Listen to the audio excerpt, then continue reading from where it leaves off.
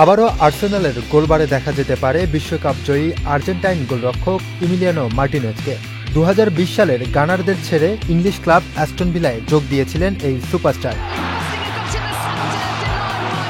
তবে এবার শোনা যাচ্ছে পুরনো ঠিকানায় ফিরতে পারেন তিনি। ব্রিটিশ সংবাদ মাধ্যম দ্য সান এমনটাই জানিয়েছে। মার্টিনেজকে দলে ফেরাতে আগ্রহ দেখিয়েছে আর্সেনাল, কারণ ক্লাবটির বর্তমান প্রথম পছন্দের গোলরক্ষক ডেভিড রায়াকে দলে টানতে চায় Spanish giant Real Madrid.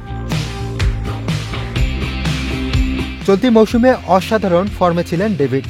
Premier লিগে একাধিক ম্যাচে ক্লিন শিট ধরে রেখেছেন তিনি।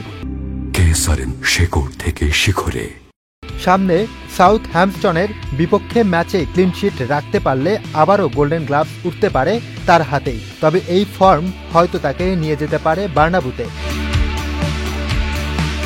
তবে ডেভিড যদি সত্যি রিয়ালে যোগ দেয়, তাহলেই তার শূন্যতা পূরণে মার্টিনেজকে আবারও আর্সেনালের জার্সিতে দেখা যেতে পারে, এমনটাই ভাবছেন আর্সেনাল কোচ।